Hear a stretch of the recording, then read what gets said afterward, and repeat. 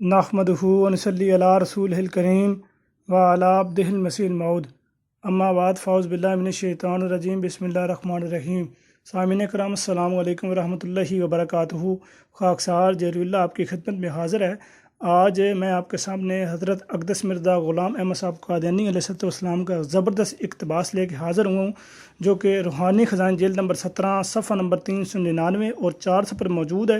اس کے علاوہ روحانی خزائن جلد نمبر 17 صفحہ نمبر 50 پر بھی یہ اقتباس موجود ہے۔ حضور فرماتے ہیں، میرے پر ایسی رات کوئی کم گزرتی ہے جس میں مجھے یہ تسلی نہیں دی جاتی کہ میں تیرے ساتھ ہوں اور میری آسمانی فوجیں تیرے ساتھ ہیں، اگرچہ جو لوگ دل کے پاک ہیں مرنے کے بعد خدا کو دیکھیں گے، لیکن مجھے اسی کے منہ کی قسم ہے کہ میں اب بھی اس کو دیکھ رہا ہوں۔ دنیا مجھ کو نہیں پہچانتی لیکن وہ مجھے جانتا ہے جس نے مجھے بھیجا ہے۔ یہ ان لوگوں کی غلطی ہے اور سراسر بدقسمتی ہے کہ میری تباہی چاہتے ہیں۔ میں وہ درخت ہوں جس کو مالک حقیقی نے اپنے ہاتھ سے لگایا ہے۔ جو شخص مجھے کاٹنا چاہتا ہے اس کا نتیجہ بجز اس کے کچھ نہیں کہ وہ قارون اور یہودا اسکریوتی اور ابو جہل کے نصیب سے کچھ حصہ لینا چاہتا ہے۔ میں ہر روز اس بات کے لیے چشم پر آب ہوں کہ کوئی میدان میں نکلے اور منہاج نبوت پر مجھ سے فیصلہ کرنا چاہے، پھر دیکھے کہ خدا کس کے ساتھ ہے، مگر میدان میں نکلنا کسی مخنث کا کام نہیں۔ ہاں، غلام دستگیر ہمارے ملک پنجاب میں کفر کے لشکر کا ایک سپاہی تھا جو کام آیا۔ اب ان لوگوں میں سے اس کے مثل بھی کوئی نکلنا محال اور غیر ممکن ہے۔ اے لوگو، یقیناً سمجھ لو کہ میرے ساتھ وہ ہاتھ ہے جو آخر وقت تک مجھ سے وفا کرے گا۔ اگر تمہارے مرد اور تمہاری عورتیں اور تمہارے جوان اور تمہارے بوڑھے اور تمہارے چھوٹے اور تمہارے بڑے سب مل کر میرے ہلاک کرنے کے لیے دعائیں کریں، یہاں تک کہ سجدے کرتے کرتے ناک گل جائیں اور ہاتھ شل ہو جائیں، تب بھی خدا ہرگز تمہاری دعا نہیں سنے گا اور نہیں رکے گا جب تک وہ اپنے کام کو پورا نہ کر لے۔ اور اگر انسانوں میں سے ایک بھی میرے ساتھ نہ ہو تو خدا کے فرشتے میرے ساتھ ہوں گے، اور اگر تم گواہی چھپاؤ گے تو قریب ہے کہ پتھر میرے لیے گواہی دیں۔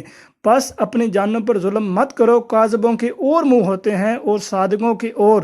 خدا کسی امر کو بغیر فیصلہ کے نہیں چھوڑتا۔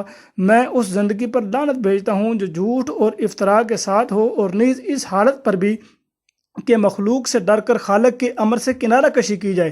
وہ خدمت جو عین وقت پر خداوند قدیر نے میرے سپرد کی ہے اور اسی کے لیے مجھے پیدا کیا ہے، ہرگز ممکن نہیں کہ میں اس میں سستی کروں، اگرچہ آفتاب ایک طرف سے اور زمین ایک طرف سے باہم مل کر مجھے کچلنا چاہیں۔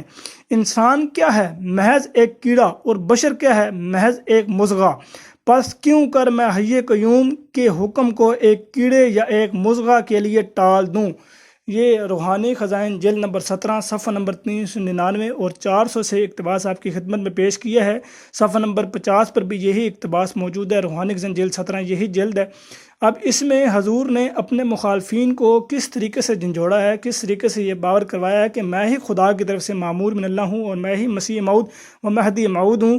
اللہ تعالیٰ آپ لوگوں کو سمجھنے کی توفیق دے۔ کس طریقے سے یہ بات بھی بیان فرمائی کہ اگر سارے مخالفین میرے خلاف دعائیں کرنے لگ پڑیں تو اللہ تعالیٰ وہ دعائیں نہیں سنے گا اور کبھی بھی نہیں سنے گا جب تک کہ وہ اپنا کام پورا نہ کر لے۔